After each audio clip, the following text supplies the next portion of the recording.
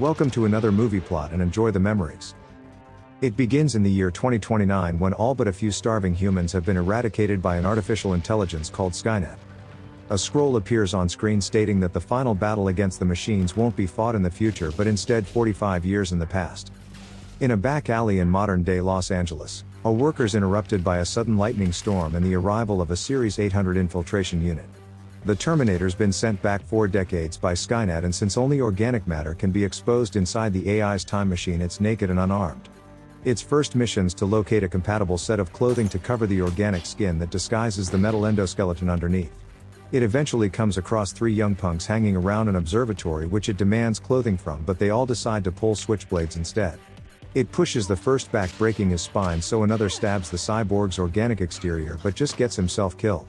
The smartest of them just gives up and hands over everything to the Terminator, who begins phase 2 of Skynet's programming. In another part of LA, an electrical storm brings the equally as naked but realistically built Kyle Reese. After he robs a homeless man for his pants, he's chased by a police officer into an alley where he takes his pistol and demands to know the year. The confused cop doesn't have time to answer before backup arrives and chases the unknown criminal into a nearby store. He takes an overcoat, some Nikes, then climbs down a fire escape and yoinks a cop's shotgun from an unattended patrol car as he passes. He begins searching for the 19-year-old waitress Sarah Connor, who gets to work the next day late but not for lack of trying.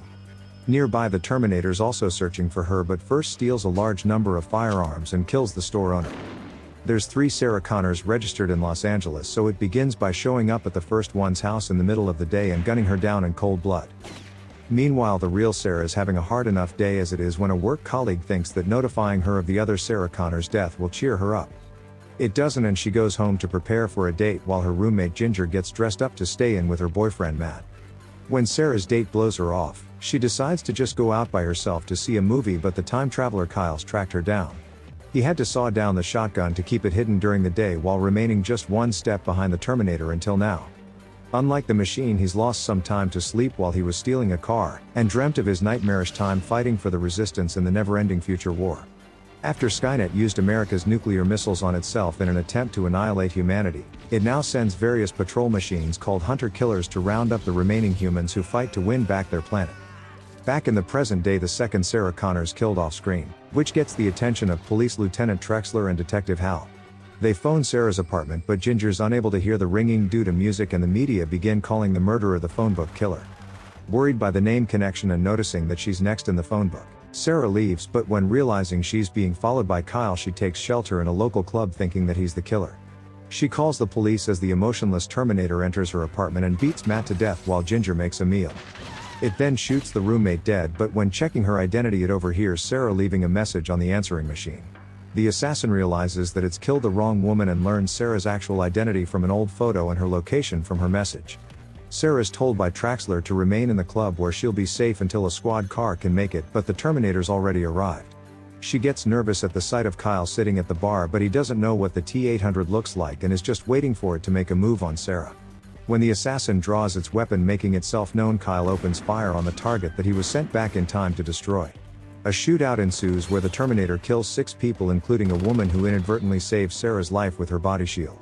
Kyle empties his shotgun into the T-800's chest, blowing it out a window and rescuing Sarah, who witnesses the Terminator system reboot before rising back to its feet and continuing to chase after them. The pair flee in Kyle's vehicle while the Terminator punches through the window and gets a hand to Sarah, but is thrown from the hood as they escape. It steals and pursues after them in a police car while Kyle checks the terrified Sarah for any injuries before introducing himself. Sergeant Reese says he was tasked with protecting Sarah from the T-800, which has been sent back in time by Skynet to Terminator, but she thinks there must be a case of mistaken identity. He pulls into a parking garage to explain that the Terminator won't stop until she's dead, and unlike the T-600 with rubber skin, the new 800s are nearly identical to real humans. They steal a new vehicle while Kyle says he was rounded up by hunter-killers when a heroic general named John Connor rallied humanity to fight back against the machines. As Skynet was unable to kill him, it sent a Terminator back to 1984 in a last-ditch effort to assassinate Sarah before he's conceived. It locates them and another wild shootout commences where they drive through the garage before out onto the streets. Kyle and the Terminator trade shotgun blasts until Sarah pulls the handbrake and the machine drives straight into a wall. Before the sergeant can get out to confirm the kill, police get to the scene and arrest both Kyle and Sarah while noticing that the Terminators fled. It breaks into a hotel room to perform self-repairs on its damaged arm and removes the organic matter blocking the vision of the T-800's lens. It covers the damage with sunglasses and returns to the mission while the police bring the future man to their station for questioning. Sarah gets informed of Ginger and Matt's murders and meets criminal psychologist Peter Silberman, who believes that Kyle's just delusional. He thinks he can catch him out with questions he's unable to answer, but the soldier says Skynet's defenses were already destroyed, so killing John in the future wouldn't have achieved anything. Both have no way of getting home, so Kyle's stuck in the past with the objective of destroying the Terminator and protecting its target. Peter's sure these are psychotic delusions, and the police convince Sarah that her attacker survived the bullets using an armored vest. When things finally begin to calm down, the Terminator arrives at the station only to be denied access to Sarah by the front desk. I'll be back. It returns, crashing a car directly into the officer, and strolls through the precinct with an AR and a shotgun, slaughtering everyone. Killing in total 17 police officers including Traxler and Hal, the Terminator causes a power outage and sets fire to the building but is unable to find Sarah. Kyle steals the keys to his cuffs from an officer and finds Sarah before the two commandeer another car and escape just in time.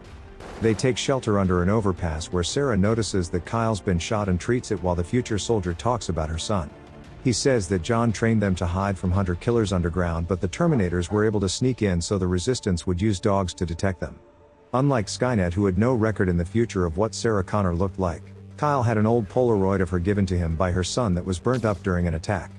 When they wake up the next day, they check into a small motel and Kyle goes out for supplies while Sarah showers.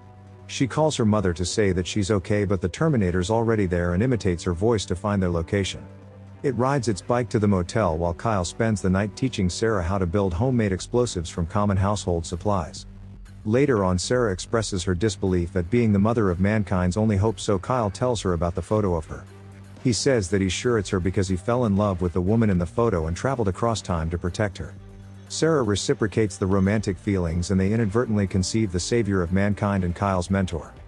Barely getting dressed afterwards, they're alerted to the Terminator's arrival by a barking dog and flee the motel in a stolen pickup truck. The T-800 chases them on its motorcycle through a tunnel while Kyle tosses the pipe bombs at it until he's shot and badly wounded. With no other choice, Sarah crushes the approaching assassin with the pickup, causing both of them to crash and the Terminator to be run over by a passing truck. It recovers instantly before it kills the truckie and scares away the passenger, only to continue hunting Sarah down. She barely escapes the wreckage with Kyle alive, who then remains behind as Sarah keeps running to insert a pipe bomb into the tanker. The bomb blows and the truck goes up in flames, seemingly destroying the T-800 that hops out and perishes in the fire. Kyle survives in a dumpster, and as the two reunite, the Terminator emerges from the wreckage with its flesh completely burned away. It continues to chase them into a nearby hydraulics facility, but the soldiers lost too much blood to be able to run and the Terminator corners them. Kyle hits it with a metal bar but is knocked down, and in a last-ditch effort uses the final pipe bomb to blow the combat chassis apart. A wounded Sarah is left alone as Kyle gets killed in the explosion, but the returning endoskeletons only ripped in half. It begins to crawl after Sarah while she drags her injured leg through a hydraulic press and seals the T-800 behind a metal gate. As it reaches through, grabbing at her face, Sarah activates the machine and the Terminator's crushed by 1,000 tons of force, sending sparks of electricity jolting around the room. With the cyborg assassin finally destroyed, Sarah is taken to the hospital on a gurney while Kyle inside a body bag. Sometime later, Sarah is now heavily pregnant with Kyle's paradoxical son and pulls up at a gas station in Mexico. A young boy takes a photo, which is the same Polaroid that John will give to his father and costs Sarah $3 to have. She drives towards the mountains in preparation for Judgment Day while humanity continues messing with AI. And the movie ends.